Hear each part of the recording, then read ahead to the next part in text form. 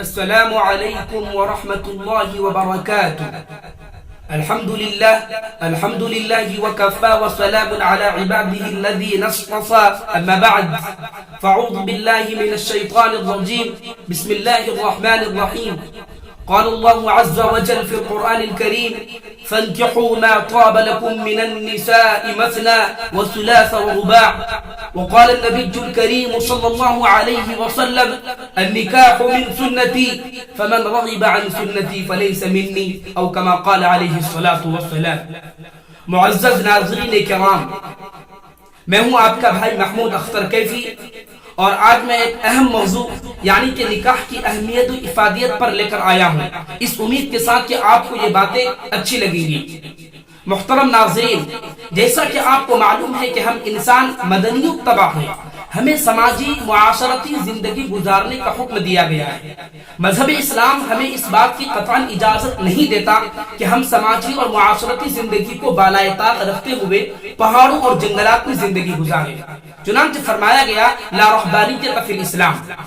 اور کبھی یہ کہہ کر بھی اس بات کی مخالفت کی گئی کہ نکاح کی مجلس میں شرکت کرنا نفلی 60 سال کی عبادت سے افضل ہے۔ نکاح کی بڑی اہمیت ہے، اسلام میں نکاح کی بڑی اہمیت ہے۔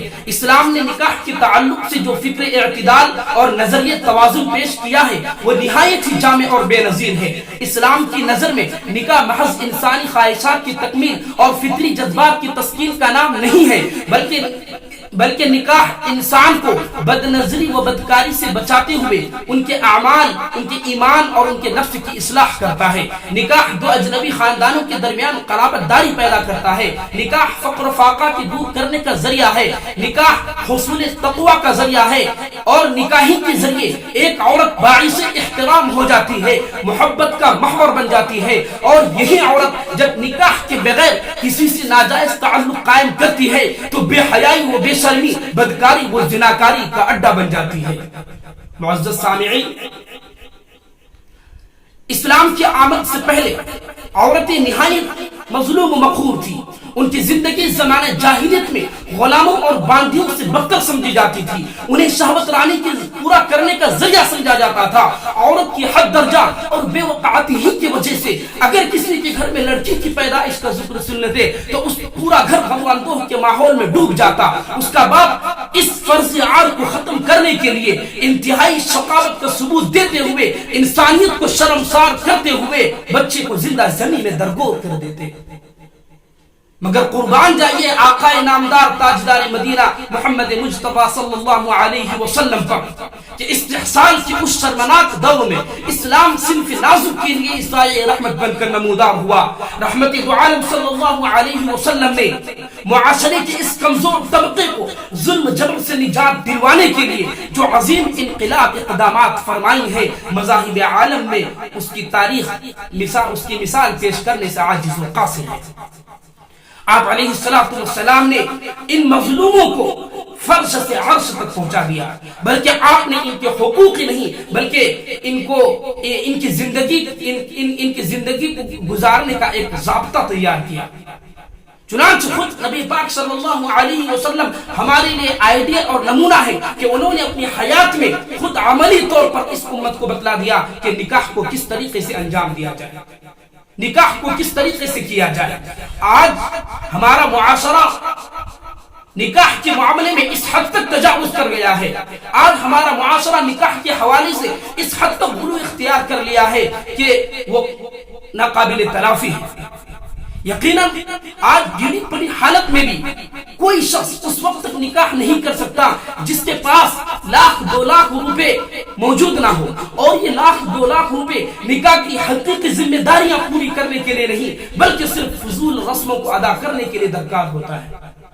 نہایت افسوس کی بات ہے آج ہمارا معاشرہ خصوصاً مالدار طبقے کے جو لوگ ہیں وہ سماج و معاشرے میں بارعب اور اپنے آپ کو سرخرو کرنے کے لیے نہ جانے کن کن چیزوں کا فنکشن کیا کرتا ہے، جس سے کہ صرف انسانیت شرمسار نہیں ہوتی بلکہ ان غریب ماؤں اور بہنوں کے دلوں میں کیا بیت رہی ہوگی ذرا ان کے دلوں میرے دوستو اگر سماج و معاشرے میں نکاح کو آسان کیا جائے تو یقیناً تمام معاملے درست ہو جائیں گے. آج فتنے فساد اور تنازع پیدا جو ہو رہے ہیں اس کی اول وجہ وہی ہے کہ نکاح کے سلسلے میں ہم نے اس کے ڈیمانڈ کو پوری نہیں کیا, ہم نے لڑکی کے جہیز کی ادائیگی نہیں کی.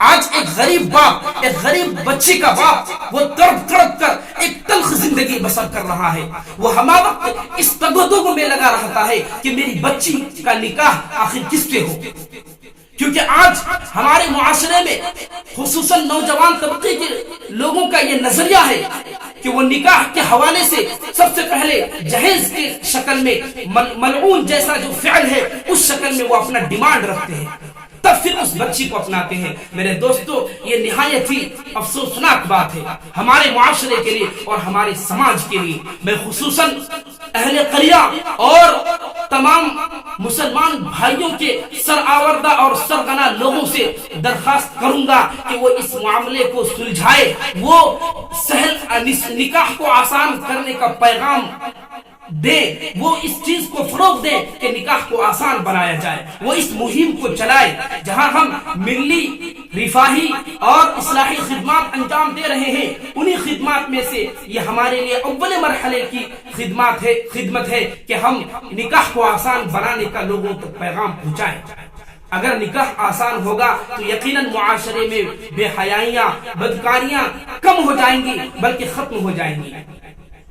کیونکہ میرے دوستو آج ہمارا معاشرہ ہمارے مسلم نوجوان در بدر ناجائز پھرتے ہوئے ناجائز تعلقات قائم کر رہے ہیں, لیکن جب اسے اپنانے کی بات کی جاتی ہے, جب اسے جواز طریقے سے اپنانے کی بات کی جاتی ہے تو وہ اس معاملے سے کتراتے ہیں, اس معاملے سے وہ کنارہ کش ہوتے ہیں. تو اس کی کیا وجہ ہے میرے دوستو؟ اس کی وجہ صرف اور صرف یہ ہے کہ آج نکاح کو اس حد تک مشکل بنا دیا گیا ہے کہ وہ نکاح کو اپنے اوپر ایک بوجھ اور ایک گرہ سمجھنے لگا ہے.